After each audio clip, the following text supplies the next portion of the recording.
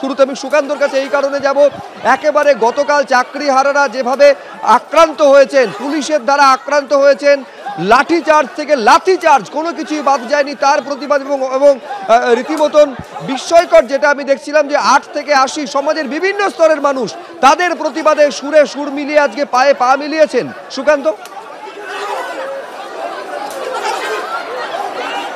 একেবারে দেখো, যারা চাকরি হারিয়েছেন সুপ্রিম কোর্টের নির্দেশে তারা তো আজকে ছিলেনই রাজপথে, তার পাশাপাশি তাদের আহ্বানে ডাক দিয়ে আরজিকর কাণ্ডের সময় যারা রাস্তায় নেমেছিলেন সেই সুধী সমাজ, বিশিষ্টজন এবং জুনিয়র ডাক্তাররা পর্যন্ত আজকে কিন্তু প্রতিবাদে হেঁটেছেন। এবং আজকে যে সময় মিছিল শুরু হয়েছিল একেবারে গরম, প্রবল গরমের মধ্যে মাথায় ছাতা দিয়ে তারা কিন্তু রাস্তায় নেমেছিলেন এবং সুদীর্ঘ প্রায় 8 কিলোমিটার রাস্তা 1.5 ঘন্টা ধরে তারা শিয়ালদা থেকে ধর্মতলাতে আসেন।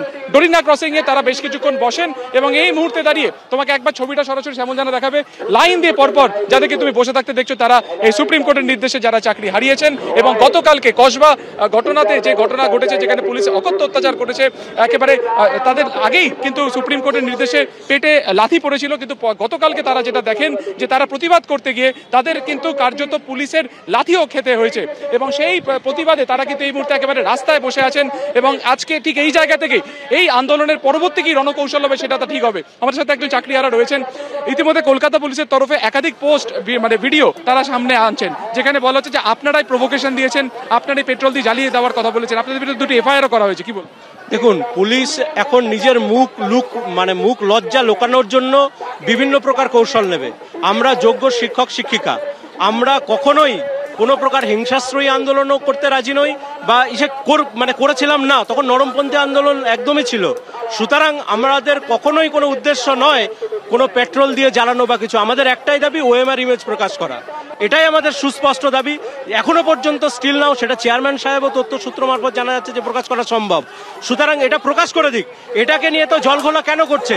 বিষয়টা হচ্ছে যে ওএমআর ইমেজ প্রকাশ না করে নানা রকম তালবাহানা দিয়ে একটা রাজনীতি করা। এই রাজনীতি বন্ধ করুন, ওএমআর ইমেজ প্রকাশ করুন, যোগ্য শিক্ষকরা যোগ্যভাবে বিদ্যালয়ে পৌঁছাক। আপনাদের একটি কর্মসূচি আজকে হলো, আগামীকাল আপনাদের এসএসসি অভিযান রয়েছে, সেখানে কি অনির্দিষ্টকালের জন্য আপনারা বসবেন অবস্থান? তথ্য সূত্র মারফত আপনারা মিডিয়াতে জানতে পেরেছেন যে ওএমআর ইমেজ ওদের কাছে আছে, অথচ প্রকাশ করছে না।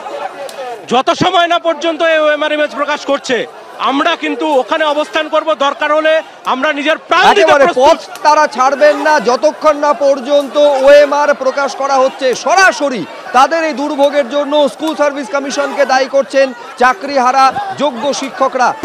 কর্মসূচি আমাদের কর্মসূচি ছিল আজকে আমরা বিক্ষোভ দেখাবো, কারণ আপনারা ভালো করেই জানেন কালকে আমরা যে কসবা ডিআই অফিসে একটা অভিযান করেছিলাম, সেখানে আমাদের কিছু দাবি দেওয়া ছিল।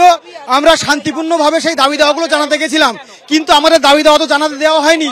উল্টে আমাদের নিরীহ শিক্ষক শিক্ষিকাকে নির্মমভাবে মারা হয়েছে এবং তাদের প্রাইভেট জায়গায় লাথি মারা হয়েছে, এমন জায়গায় মারা হয়েছে তারা দেখাতেই পাচ্ছেন না। তো আমরা তো শিক্ষক শিক্ষিকা, আজকে আমাদের চাকরিটা কেড়ে নেওয়া হয়েছে, তো আমরা অভিযোগ জানাতে কোথায় যাব? আমাদের কিছু বলার নেই। এখানে আমাদের সব থেকে ভালো হয় যদি আমাদের এখানে গুলি করে মেরে দেওয়া হয়, আমাদের কপালে গুলি করে মেরে দেওয়া হোক। আমাদের তো সবকিছুই হারিয়ে গেছে, আমাদের আর কিছুই নেই। আমাদের এই চাকরিটা এত কষ্ট করে এতদিন ধরে পড়াশোনা করে আমরা এই চাকরিটা পেয়েছি। আমরা সিভিক টিচারের দায়িত্ব পালন করতে যাব না, আমরা স্থায়ী টিচার হয়ে যাব। আমরা দেখেছি যে আমাদের শিক্ষকের গায়ে বুকে লাথি মারা হয়েছে, আমাদেরকে বুকে গুলি করুন, গুলি, লাথি মারবেন না। লাথি তো মেরে দিয়েছেন, পেটে লাথি মেরে দিয়েছেন, আর লাথি নয় গুলি খেতে চাই, গুলি করে দিন, মরে যাব, দরকার নেই এরকম।